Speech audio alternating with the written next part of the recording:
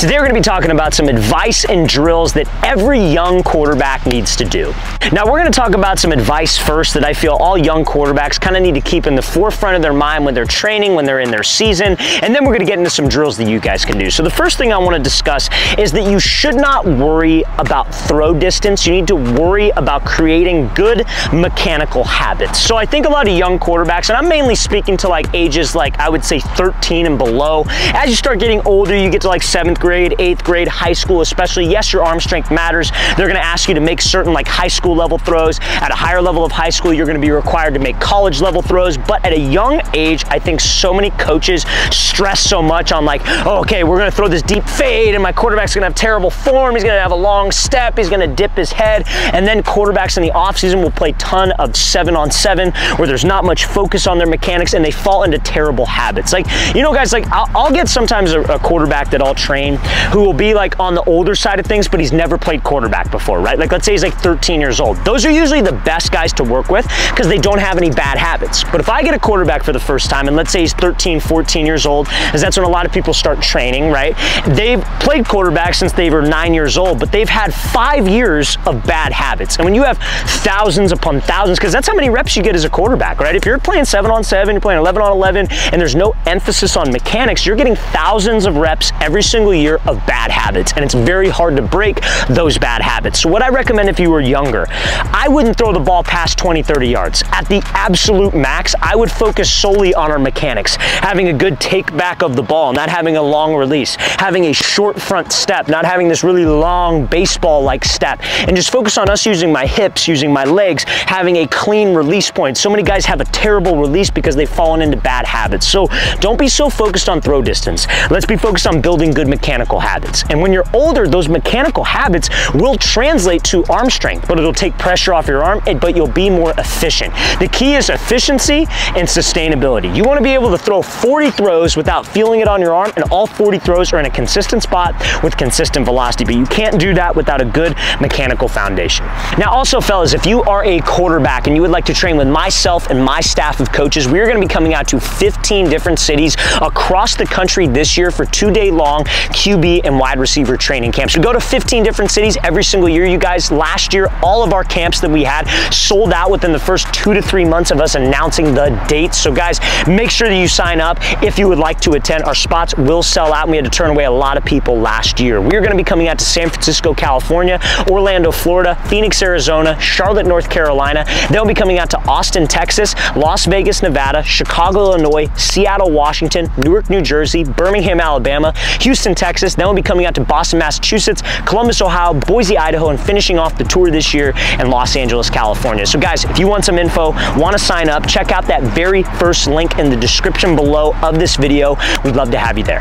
Now, when I was talking about quarterbacks developing good habits, and this is the last thing I'll say before we get into some drills, you guys, is that, you know, like they play 7-on-7 and they get a lot of bad reps stacked on top of each other. Now, I'm not trying to give 7-on-7 a bad name. I think 7-on-7 can be very beneficial to quarterbacks, but if I had to structure, like, let's say I had like an 11-year-old son and he wanted to play quarterback, right? I would probably not have him play 7-on-7 until like May, June, July. That's probably when I would try to find a team for him to play on. You know, I'm sure you could find a club team that you could join, but I would not put him in winter 7-on-7. If he's that old, I would solely focus on, like, let's say his season ends in November, maybe take a few weeks off, we start training in December, January, right? From January, February, March, April, I would be solely mechanics. We'd be throwing maybe 2 to 3 times a week, 4 times a week, however much, depending on what we're doing through each workout. But we'd be so focused on mechanics, it would be working good habits of front strides down, hip rotation, proper backstroke, because all of those reps will stack on top of each other. And the reason why I bring this up to you is that there's 2 kinds of repetitions that every athlete has.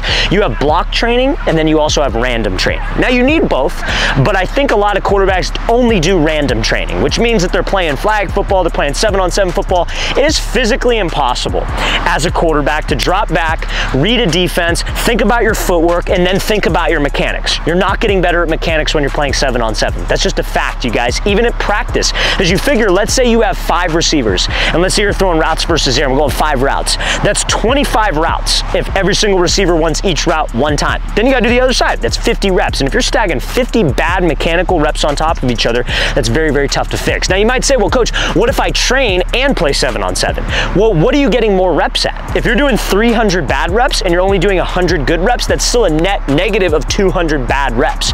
So you guys have to take the time to fix those bad habits of your motion.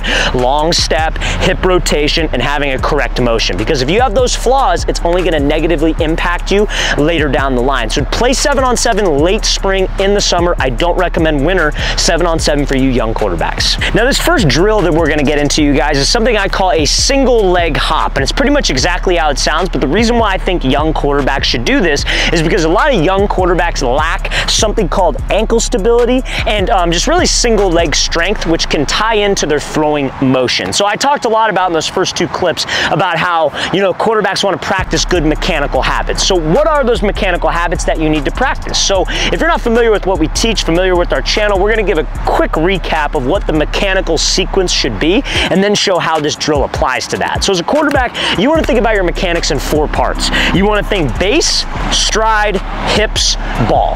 That's the order that things need to happen. So where you want to get is you want to probably get to about 60 to 70% of your weight onto your back leg, and you want to try to get stacked, which means that's a baseball term. Your head, your knee, and your foot are stacked on top of each other. This is a perfect base, and you want to be nice and light on your front foot.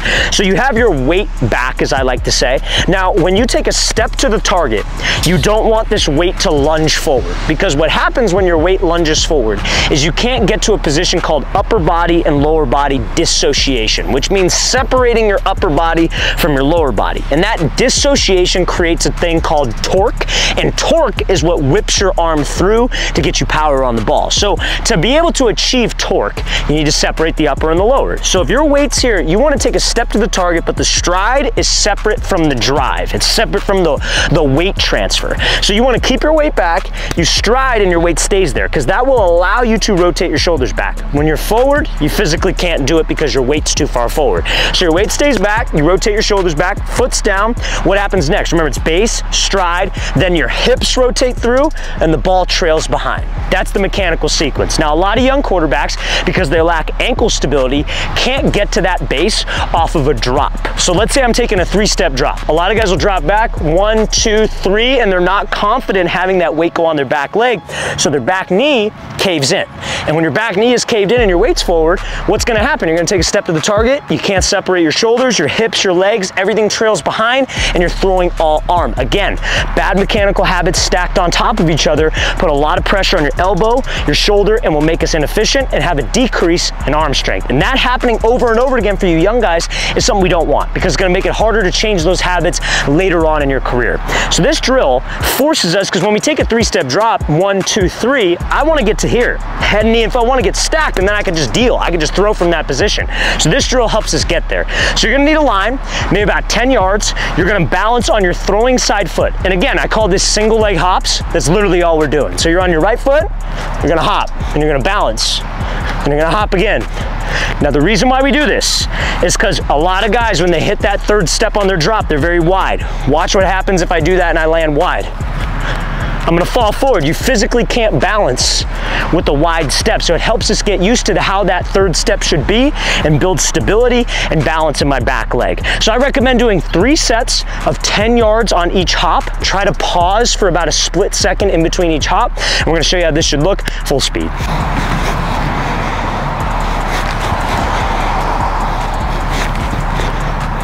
Now this next drill is going to be something called straight jackets. So same thing, you're going to be doing this for within a 10-yard space, and you're going to be doing 3 sets of 10 yards on this. So this works on the rotation phase of my throwing sequence that we just talked about, right? So obviously in my throwing sequence, quick recap, we want to be stacked, we want my foot to get down, I want my weight to stay back, I want my shoulders to rotate back. Now when my shoulders are here, what brings the shoulders and the ball through? It's my hips. It's me taking my weight from my back leg and transferring it to my front leg. So that's what this drill works on, you guys. So all you're gonna do is you're gonna have your arms crossed across your chest. This is why they call it a straight jacket, because it's like what they put crazy people in so they can't use their hands. It's a straight jacket. That's what you want to look like. So you're here, your weight's gonna be stacked, and the rhythm of this, if you're a right-handed quarterback, is going to be left, right, left. If you're a lefty, it would be right, left, right. So if we're a right-hander, it would be left, right, left. On the second left, you take a stride step.